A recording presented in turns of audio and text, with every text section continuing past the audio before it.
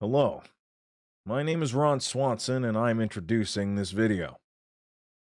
It's about tables, and it's also about something called Dungeons and Dragons. Though I do not know what Dungeons and Dragons is, I appreciate a well-crafted table. I'm unclear as to why discussing the benefits of using walnut or maple is irrelevant to this discussion, but as I understand it, Jake and Josh are good at what they do, and that's why I'm doing this. And also for a check for $35. You should watch this video and subscribe to their channel for more quality information on Dungeons and Dragons and other tabletop role-playing games. End of introduction. The check's in the mail, or I'll pick it up? I'll pick it up.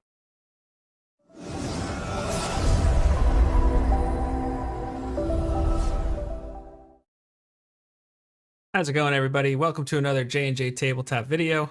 I'm Jake. This is Josh. As always, we're here to talk about Dungeons and Dragons. But first, let's talk about that intro from It's Evbo.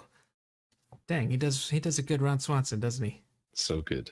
It's the face. Yeah. It's the eyebrows. It's, you did a little stormtrooper in there. Stormtrooper. You're like, it's the eyebrows. Drop the weapon. I said drop it. Okay.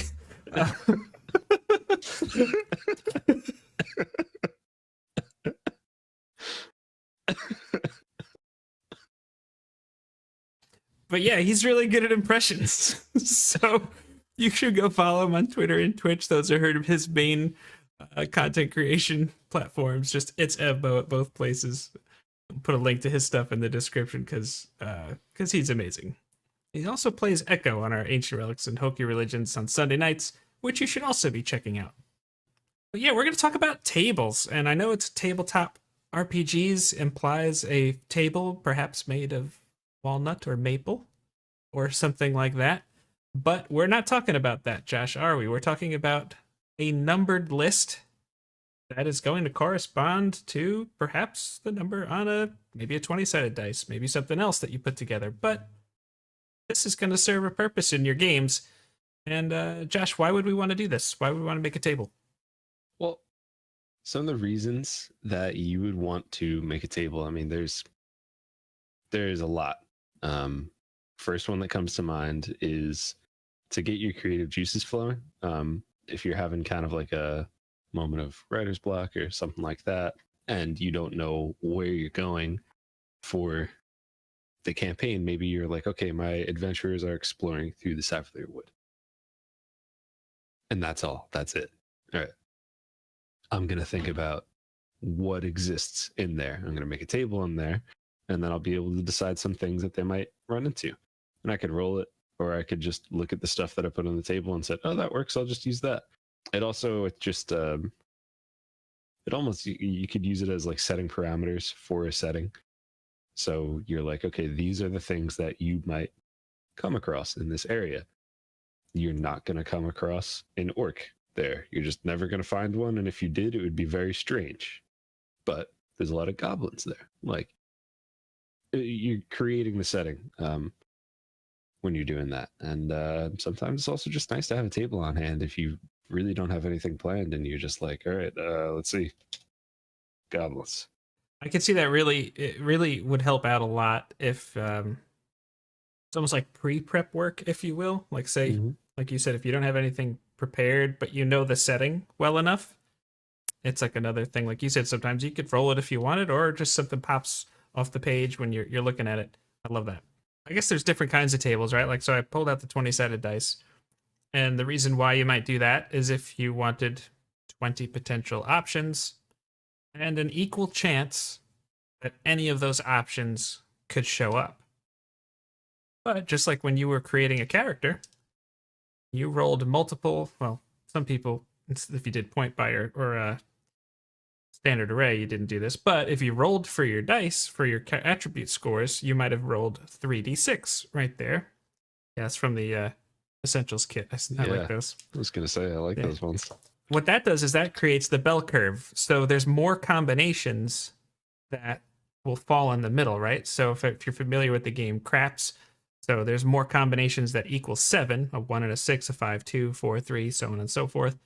But there's less that would equal a 2 or a 12 on a 2d6 dice roll, meaning the results in the middle are going to be more common. So that might be something that you expect to encounter more often, or you want to show up more often. And then randomly you want, if you want to reflect that probability in your world, you put the extremely rare stuff on the edges. That's just why you would make one table over like that over the other. I would say on average, the most common table that I use is a 2d6 table. I like that too. Most of the time I am trying to get something across where it's like, yeah, there's a lot of this in this area. I'll keep going with goblins. There's a lot of goblins in this area. So, if you roll a 7, you roll a 6, you roll an 8, probably going to run into some goblins. Doesn't necessarily mean you're going to fight them. It just means you're going to see them. But maybe there's some like crazy hidden thing that you find because you rolled a 12. I like the 2d6 table. I think it's a bell curve. Yeah. I like that too. And if you're having trouble finding a way to fill out every single possible combination, like you could drop that to 2d4 or any number of dice combinations that you feel fit for what you're looking for. Yeah. What kind of tables would you think would be useful for a dungeon master to prepare ahead of time? Man, you could freaking make tables for. I feel like I should make a table for all of the types of tables that you could make. Oh, you. Because you could do like locations in general, like just exploration type things, NPCs. You could do NPC like what race or whatever, like what kind of people you're finding. You could do their attitudes. You could do where you could find them. You could do, you could, if you really go deep into the like the NPCs, you could get a hair color table. You could get like an appearance table. You could get a personality table. You could get a class and age, an personality occupation. Traits. Yeah, so many things. Like it, and if you want an example of that, just go into the player's handbook, take a look at the background options, and then all the tables they have there, those are random tables. Most people don't use them as random tables. And I think that's actually a perfect example of what we were just talking about, where you're trying to make your character and you're looking and you're saying, okay, I need some inspiration. Like, what do I have to draw off of? What's my flaw? And you see a table. You don't have to roll on that table. You can, and sometimes it's fun to roll on that table. But if you look at it and you say, oh, my character likes to use big words, he doesn't know what they mean, and he misuses them. Yeah, that sounds fun. Like, you could do that. You don't have to roll and be like, oh, shoot, if you call me yellow, I'll run straight into any situation. Like, yeah. But that's good. I mean, that's like we talk a lot about, like, find things that spark your imagination. It's kind of like a theme that we talk about a lot when it comes to these things. And the Heroic Chronicle, An Explorer's Guide to Wildmount. That's a great example of how these tables within tables, which is kind of our next point here, but that's going to be, just a way to just get this amazing path and this amazing character that can, and if you like something on there, like, DM, can I pick, number 8? They're probably going to say yes. That sounds like fun. They don't say yes. Be like, why can't I just pick it? I would ask. I think I would ask that question. Yeah, I probably would too. I think the most common example for like what kind of table and like what it would be used for me is just a general random encounter table. And this encompasses combat, social, and exploration. All 3 of those are on this random encounter table. Depending on what you roll, and again, this is going to change based on where you are, what you're doing, what's going on in the world around you, and how likely certain things are to happen. But depending on what you roll, like maybe you'll find an NPC in the woods, like getting water at the river. Maybe maybe you'll run into Tabaxi fighting off a goblin horde. Maybe you will find some sort of like temple or something like that. And even with that random encounter table, you could just make it a D6 table, make it a D4 table, something like that. Be like, okay, friendly NPC or combat NPC, exploration or social, or like, you know, something along those lines. And then you could go from there into a deeper, more in-depth table about the specific type of exploration or places that you could find, or the specific social encounters that you might run into, or like specific combats. Like if you're in a combat table, you might roll for a combat, be like, okay, we are fighting Tabaxi. We're How far away are we? Okay, all right, we're 80 feet away. Are we aware of each other? Are they hostile? Are they? These are all you can. You can make one table that does it all, Yeah. or you could have a million tables that go into each specific detail. Yeah, it's interesting. I was just as you were talking about it, I was just thinking about that because you could think, say it's Tabaxi, like is it a scouting party? Is it maybe a little heavier like a war band or something like that? Are they, you know, can you tell where they're headed? Like you could do all sorts of things. You could put that all on one just Tabaxi table, or that could be just like maybe some kind of group or organization table that you could apply to different things too if you wanted. But yeah, group the size. sky's the limit, really, depending on whatever your goals are and just how random or how much you want to just have these resources ready for you when you're at the table. And which we kind of talked about, which that whole concept is just a nested table, right? So you might have that D6 that you have and 4, like, oh, that's a combat encounter. Okay. The next thing would usually then you go to your combat encounter table. So that concept there is pretty cool. And there's some pretty crazy nested tables that you could find. Like, yeah, I think really like Wizards of the Coast really overuses D100 tables, because they'll just give you like this 10 is this 10 is that. It's like you made a D10 table, but you just want to make people roll a D100. Yep. Or this 5 is this 5 is like it's a D20. Or even if they do have a random thing for every one in that 100, it's just it's kind of a waste. But there are some cool things. I've seen people do nested tables with a D100 table where it's like every 10 is like its own section, or everything you land on then puts you at a different table. I'll see if I can find a link for some of them because they really get intense and some possibly overwhelming, but really interesting to see the kind of stuff that people come up with. You could go on some crazy journeys. Like I said, the Heroic Chronicle is a really good one.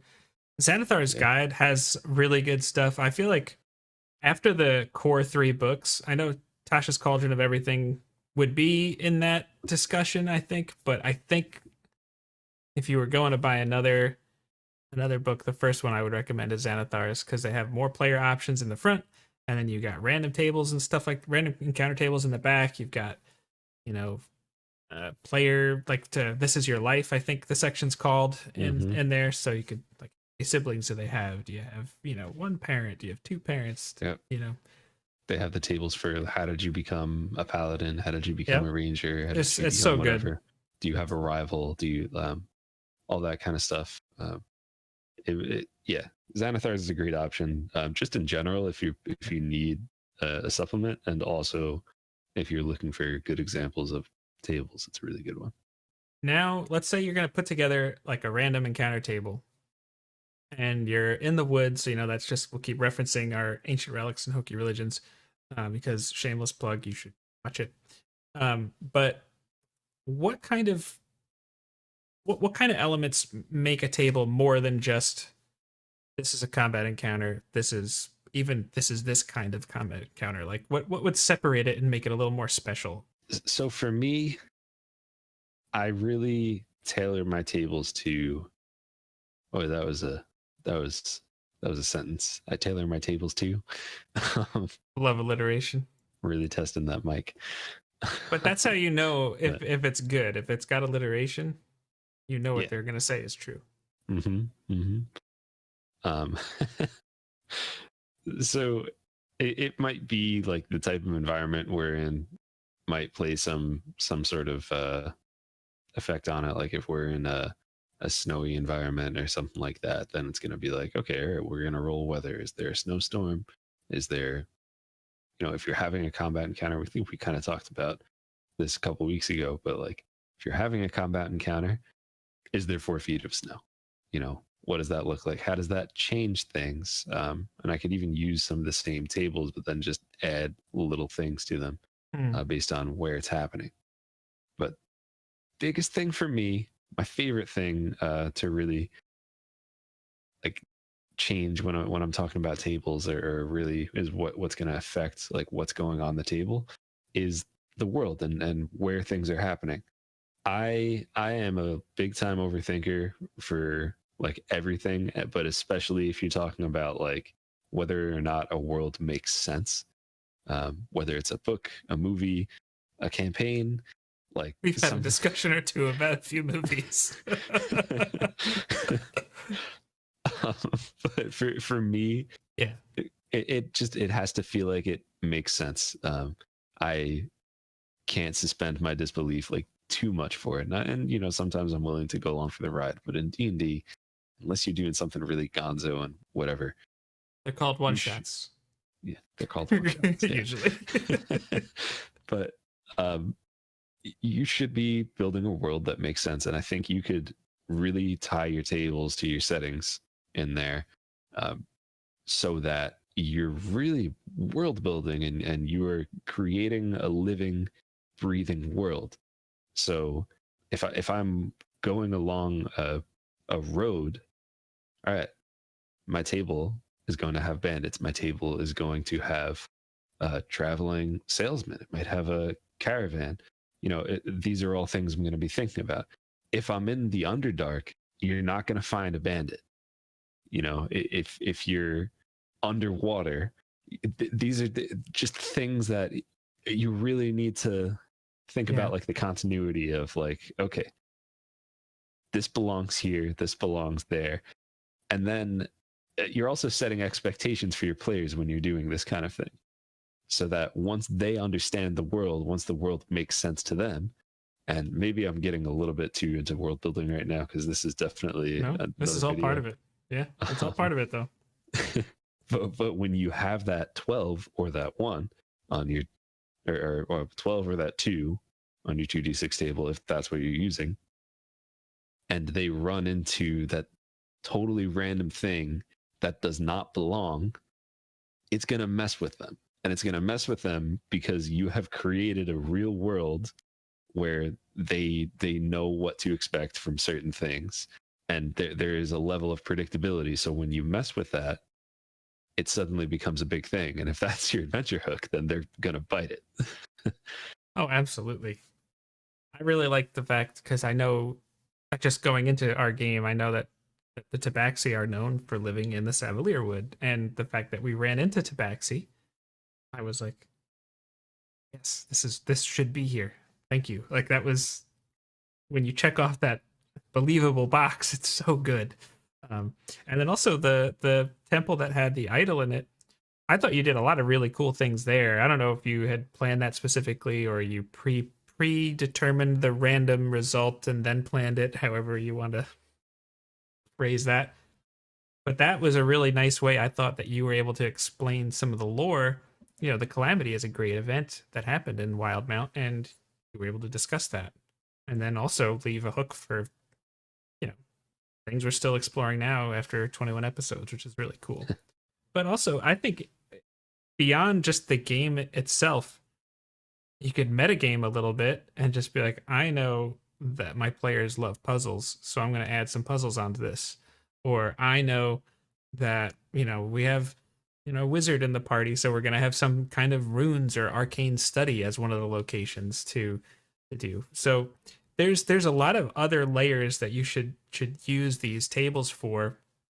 That's just going to help you just tie everything together and make make it special for your players and for you, and just bring your world to life. I feel like I've said this a million times in so many of our videos, but like if you're doing what Jake is saying right now and you're taking things that you've realized your players are interested in and then throw that into your regular rotation and you make the game feel special for them, they're going to love you for it. They're going to have a really good time. You're going to have a really good time. Every dungeon master, whether life is getting in the way, has phoned it in before just because, oh, crap, it's 2 hours before the game and I had got nothing. But if you have some of these things prepared beforehand and you know your players, the kinds of things they like, well, you're going to cut your prep time and reduce it significantly when you know where you're supposed to go with that. And tables can really help with that. Can really help. Yeah. When you know what to expect from certain places and you have tables to back that up, you also have a sandbox to explore. And if you have a sandbox that's fleshed out, that's going to make, I mean, the initial prep for creating that is going to be a lot of time. But once it's built, it's going to make your game a lot easier. And again, that's a video for another time. But yeah, get nested sandboxes, and all of a sudden you got yourself a whole campaign setting. Yeah. If I'm hearing you, what I'm looking for when I'm putting these tables together is you're fleshing out your environment, you're fleshing out your setting. But to me, it sounds like you're answering the question, why is such and such here? And if you're able to do that, I feel like that's going to really, your random tables are going to feel like they're alive in that way. Yeah. It's not just, oh, I found a charlatan on the side of the road. But why is a charlatan there? Just, even if it's just 2 sentences of something that happened to them. Yep. You're doing good. To me, again, this is teaser for future videos, but if you're asking, that's what you should be asking yourself as you're creating a table. You know, you're looking at the woods or the city or whatever, and you say, okay, what is here? And that's your first list. You jot that down. All right, these are all the different factions that I think would be here. Why would they be here? All right, now you're starting to create or figure out the purpose of what they do, what their part in that ecosystem is. And then you're just answering the questions like, should they be here? Does this make sense for them to be here? All of this kind of stuff. And then you're creating a world as you're doing that. And then you have your table. And it's not even just like the table of like, all right, these are things that they could find because I decided that. Because you've thought out everything around just the fact that they are there. Now you really, really have something to where you probably could just 2 hours before a session, just take out your double D6 and roll it and then be like, all right, this is what we're doing today. And that's, yeah, you're just giving yourself more freedom as a DM if you could do something like that. Absolutely. And if you're like me and you really like getting into the math and probability of what the tables and dice represent, you could look at like a population demographical breakdown of something and just be like, okay, in this country you have 35% of X type of human, 25% of this type of human, and like you could break it down and be like, how would I represent that on a table for a city social encounter? Or you don't gotta go crazy, you could just kind of fluff it out. But like if you're looking to try and see like how, I go to the grocery store, what type of human is going to be at the cash register, you could roll, like if you were the dungeon master and you had that table, you could roll on it and just be like, oh, it's an elf, they have Trader Joe's and Wildmount. No, I feel like an elf would work at Trader Joe's though, don't you? Yeah, it's weird because like some elves would probably wood elves. It would be a wood elf. Well, yeah. So that's actually that's also what I was thinking. I think high elves would probably work at Whole Foods. They're Whole Foods, yeah. Yeah. Yep. Like you could meet a really down to earth wood elf at a Trader Joe's, and Yep. They have good stuff, decent prices. They'll be able to help you out. They care about their job. They go to Whole Foods, and there'll be some snobby high elves in there. Okay. I shop at Aldi. So if you have a favorite type of table, if you have a really cool table that you've made before, or even if you have some crazy stories for how you have used tables to create some crazy or interesting stories, or even just, like just maybe some crazy ideas you have for tables that maybe we could, steal and use in our games, let us know in the comments, and we'll talk about it, because we love hearing about that stuff. Absolutely. You can teach us just as much as we can help you. So definitely like, comment, and subscribe. We might have some world building and or sandbox videos in the future. Hit that bell so you know when we're making a video. And like Josh always says, be kind to each other. It's worth it. Ready? What's going on, everybody? Welcome to another...